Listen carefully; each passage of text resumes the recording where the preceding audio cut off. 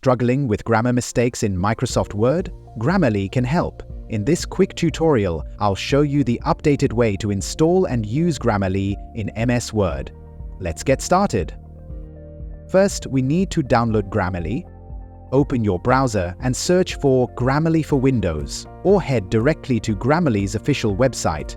Once you're there, click on Get Grammarly. It's free. You'll need to sign up if you don't have an account yet.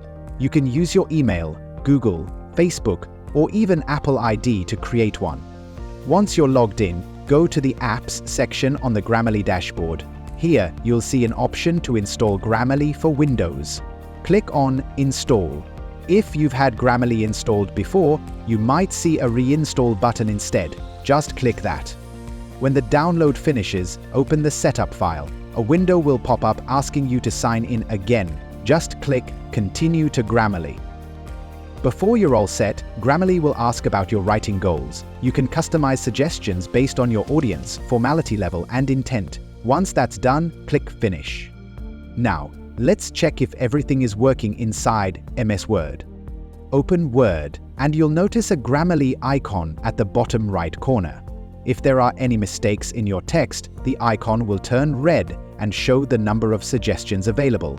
Click on it, and Grammarly will highlight issues in your document. You can accept or ignore each suggestion with a simple click.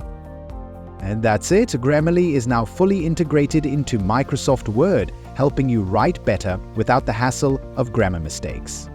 If you found this tutorial helpful, give this video a thumbs up. For more easy tech tutorials, make sure to subscribe to the Knowledge Academy's YouTube channel.